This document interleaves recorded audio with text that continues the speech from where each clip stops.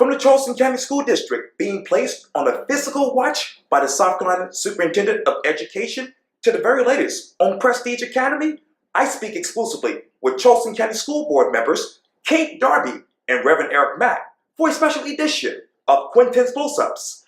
And be sure to download the free Quintin's Close-Ups app in your Apple or Google Play stores.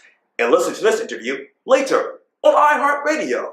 Well, Kate Darby and Reverend Eric Mack, it's so good to see you here on Quintin's Close-Ups. Good to see you. Oh, I appreciate it greatly. Well, I got to start off with the obvious. The Charleston County School Board just had the committee of the whole. When you look back at that particular meeting to right now, what still plays in your mind? You want to go or you want me to go? Sure. I think from the meeting today, I think there were some real positives. We had a budget workshop, and we heard from the academic side of the school district, which when we first got on the board, we said we need to hear more from, we need to be talking about the education of kids. So we're really doing that in the committee of the whole. We heard a lot from learning services about what's working well. Coaches in the high school is one, academic coaches. And we also heard from the Department of Alternative Programs, and they're doing amazing things. When Eric and I were first elected to the board, there were numerous high schools where at least 50% of that student population were being suspended each year. That was awful. And the changes that we've seen in discipline and the programs that we've put in place, we have an alcohol and drug abuse program now. 3 years ago, if a student was, caught drinking at school or something, there was no program for them. And now we just have a lot of resources. So it was very positive to me. Certainly there's things that we disagree on, but for the most part, I think we're really making some progress, and we've got some great things to happen for next year. What do you disagree on? So I don't pretty much disagree on much, but my big takeaway today was I think the two things. I think it was the budget and the mission critical action moving forward, pairing the two together, just like Kate just talked about with all the different programs, making sure, because this year we're going to be making some bold critical decisions as far as the district is concerned, and I'm really excited about the mere fact that the community will be involved and what some of these decision making will take place, because through the community meetings that will be taking place, a lot of involvement, a lot of voices will be shared.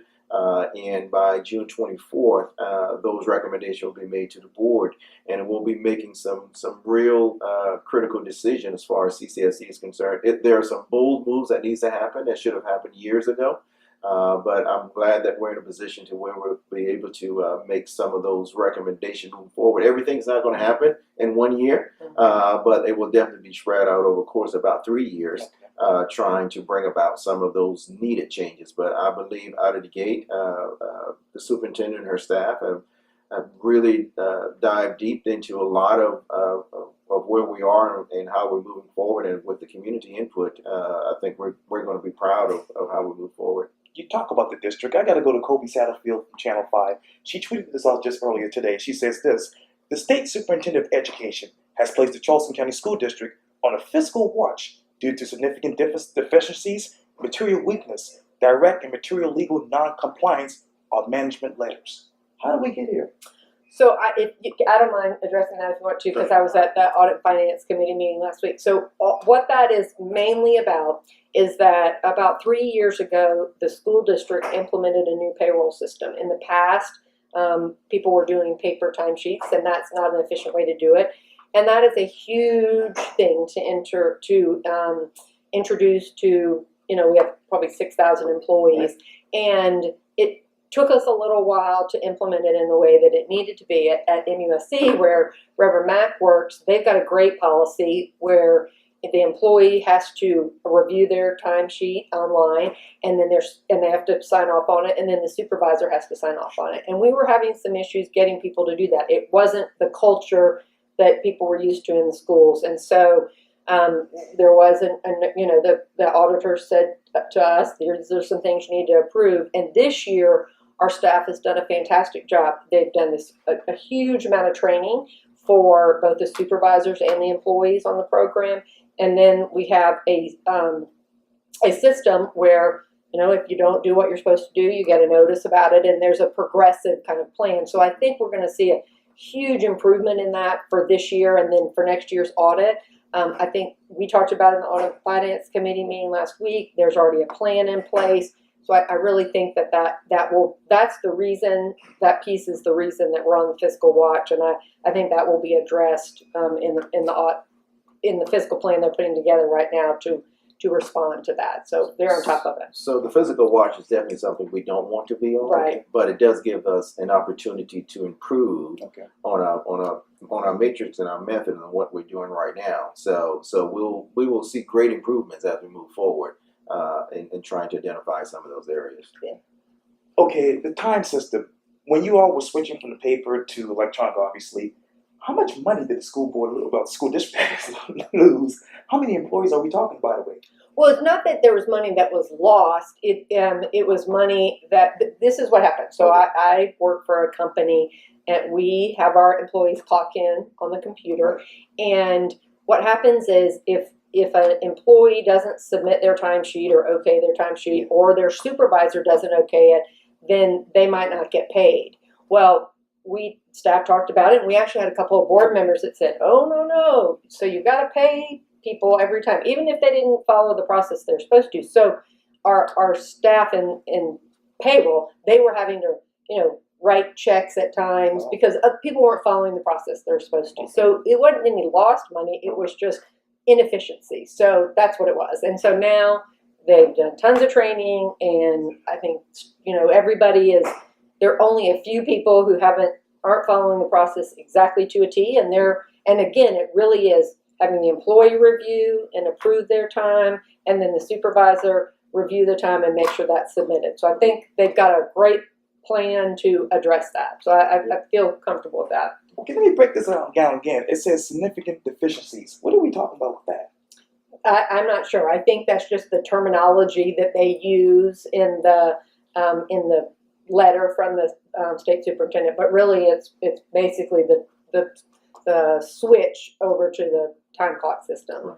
And direct material, legal noncompliance, or management letters. What letters are we talking about? Well, that's just when the auditors do an audit, they do something called a management letter, Right. where they describe or kind of do a narrative of things we need to work on, and that's what it is. And What do you all have to work on? really just that. Well, I mean, there's lots of things we can always Okay. work on, but from that standpoint, it's really just shoring up those processes with the time clock system. That's the biggest thing. And I know that the state schools district had a statement also saying that they will have a formal financial recovery plan. Talk to me about that plan. So that is just what our staff, they put together, saying how are we addressing the problems that the auditor said in their management letter. So that the staff is already working on that. And it says it's going to happen within 60 days. What can we expect in those 60 days when that comes about? I think it will. I know it'll just be an explanation of what we're doing to solve that problem. So it'll be in writing. I think it'll be done before 60 days, and it'll just say really clear what's the training that we're doing, what's the plan that we have to make sure that everybody's following the policy for that. So it's just like what Kate just said. It'll be a step-by-step process, and what the state has identified and what steps the district is going to take in order to correct those actions. So we have to submit that back to the state as a response to the letter that was sent to us. Let me turn from money to academics. Compass Collegiate Academy promised rigorous academics for a diverse student population. The Charleston County School Board, however, rejected their charter school application today. That's coming from Paul Bowers of the Post and Courier. Let me ask you this: Okay, let me ask you this: a diverse student population under Compass Collegiate Academy, what should it look like in your mind? Well, when you talk about diverse, you're talking about an even balance of maybe 50-50 or 40-60 or anything below that. You don't have a balance of a diverse population. So the way they presented it today is that they will identify or their location of school by zip code, which happens to be a low poverty area. So a lot of their students, they will be able to identify as they apply to the school by zip code and be able to accept students accordingly to keep a balance is how they presented it today. Go ahead. But the way I understood it too. I think they were planning to have an open enrollment school, but focus on certain areas like kind of the Neck, Widener Terrace area, and then North Charleston. But I don't know that they could prevent people from West Ashley or James Island or Johns Island. Yeah, so they could apply too. Yeah. So, and in the motion that we made saying we weren't going to approve it, there were some real specific things that we said because the staff went through and the board and analyzed how it met the state standards. And one example is they said they were going to, provide transportation and they were going to have one bus. Right. And if you're serving people in Widener Terrace to North Charleston, you have open enrollment, there's no way you could have one bus. That's a little thing, but that was just one example. So, I think the goal of having a diverse enrollment, that's a great goal. And I'm pretty sure that the state statute on charters say that the school's got to be within 20% of what the demographics are for the area that they serve. So if they were open enrollment, they would, they would have to be, pretty close to what the demographics are in Charleston County for the whole county. I know you all are in the business of second chances. If they were to come back to you and resubmit the application, what should they include in that? Well, and I don't have it right in front of me, but we were really specific about the areas that it didn't meet, and so if they were going to go back and take that motion and look at it, I think the motion was very specific about the items that we felt like where it didn't meet. What are those demographics? Of the areas of concern? Yes, sir. Yes, there was about 5 or 6 in our motion. Yeah. And they were all related to state law, documented law, and code sections. And so, not right off the top of my head, I can remember all of them. But like Kate said, one of them was transportation. I think the other one may have been facility related. Yeah, it was. Special needs. Being able to identify those areas. So there were several areas that was just linked to state codes that we identified in our motion. I know you guys don't want to talk about this, but I got to talk about it. Okay. Prestige Academy. Okay. What do you want the public to know now that they don't know, before or right now? Okay, so I think there are two things that I want people to know. I think people really don't understand the whole way charters work. And this is something I learned in being on the school board. So the way that charters work is a charter school is supposed to be providing something that's significantly different than what is provided in our schools already. So with Compass, that really wasn't significantly different. With Prestige, it was because it was an all-male school. And when you're a charter school and you apply and we approve, you do this with the understanding that you're going to get X amount of dollars per student, and that you're going to make it work with that budget, and that you've got to provide your own facility and transportation and all of those things. So when we approved Prestige originally, we said to them, why don't you put it off a year so you can find a facility and that kind of thing. And they didn't want to do that, so we approved them. And we probably at that point shouldn't have. We probably should have said, we'll only approve you if you'll wait, because they didn't. They were challenged about where their facility is. So last spring we met and voted and said, we're gonna, the charter will close unless you can meet these things. And we were very specific, and one of those was get your enrollment up to at least 85, okay, at least 85. And everybody was happy about that, and we agreed that they could work on what these things were, but we voted and made it very clear, and their enrollment is not that, it's in the 40s. So it's, I think we want people to understand that we've already taken action on that last spring, that we've had lots of communication with them, and that it's certainly, I certainly understand the passion that they have, but you can't operate a school in the urban area of Charleston County for 44 kids. It just doesn't work. 44 kids. What's the budget now? What's the budget? Yes, sir. For Prestige right now. How much money are they taking in? Or So I'm not clear on what their budget amount is right Okay. now by looking at, unless, I have the physical financial report in front of me. But I know projected by the end of the year, if they continue to operate, they'll be in the red by the end of the school year.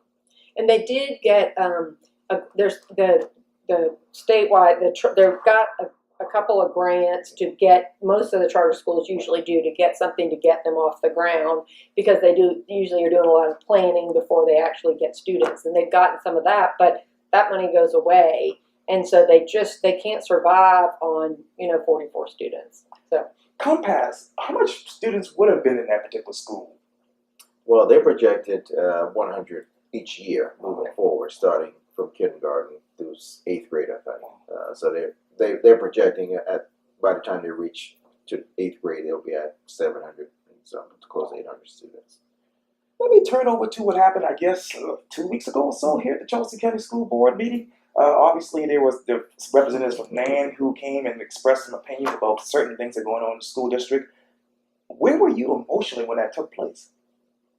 Well, everyone has an opportunity to speak to the board in a manner that we're able to communicate and hear what's being said. The approach that was took at the last board meeting, of course, was not in a manner of them speaking to us to hear what they have to say, but more in a planned, premeditated takeover of the meeting. And literally, we did not walk away from hearing them. It was more of a safety concern. Okay. Safety and the concern of the little kids that were there, and it was a crowded room. So it was not that we did not want to hear them or will not be willing to hear them, but we are conducting a professional meeting in a professional setting, and we cannot operate in a manner such as that when folks are coming in, bombarding and speaking above us, and not wanting to follow the rules and the orders that are set by the meeting. So the motion was to adjourn the meeting simply because of the safety of the kids. And anything that we do, we always ask the question, how does this impact children, or what effect will it have on students? And there were a number of them in there. And we did not want to do anything that will jeopardize the safety of the kids in that particular meeting. So, but we now have policy in place to have more efficient control of our meetings with our visitors coming in, to make sure that we do not have those disruptions, because we have critical matters that we need to resolve in the district, and every week and every day that goes by, we cannot address those concerns that they are trying to bring forth by disrupting the meeting. And I know a number of times people say it's been some time, it's been years, and they're absolutely correct. We've been educating kids for years, and so now as time go along, we have to make some sound decisions, and we're going to do that. The energy that they brought on last Monday will be greatly needed in these community meetings that we're having, to be able to voice the interest that they have of the betterment that they want to see within the schools. Those are the times to conduct those type of energies in those meetings, so that when we come back in June and look at what the community is saying, how we drive this vehicle down the road with not one person, but as a community-driven effort, we will see better results because everybody's on the same page. And then those type of activities we will not have anymore. Kate, what did you tell yourself when that happened?